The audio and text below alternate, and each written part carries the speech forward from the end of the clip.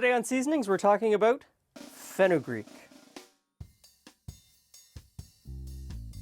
Fenugreek is a spice that I most commonly associate with Indian cooking, but it is native to the Mediterranean.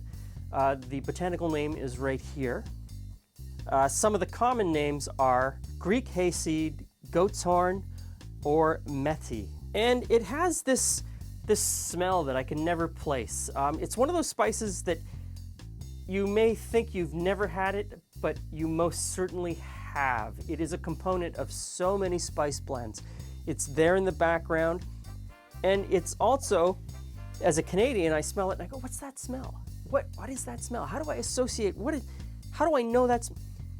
They use this spice as a flavor component in artificial maple syrup. So if you've ever had a maple cream cookie, which is something that I loathe, I hate, but at the same time I love and I can't put down, you've had fenugreek. It's there in the background. It shares a lot of flavor compounds with maple syrup. Who knew? Now you can only really use this if you grind it first. This is impossibly hard.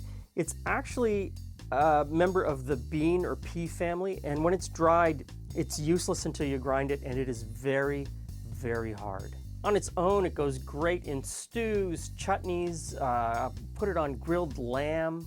You also put it in to enhance those deep, savory notes of tomato sauces or tomato-based stews.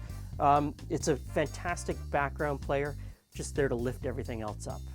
It's often paired with cumin, mace, star anise. So that's fenugreek. Background player. Probably not something that you're going to go out and buy specifically for any of your recipes, but it's in a lot of spice blends that you may already have.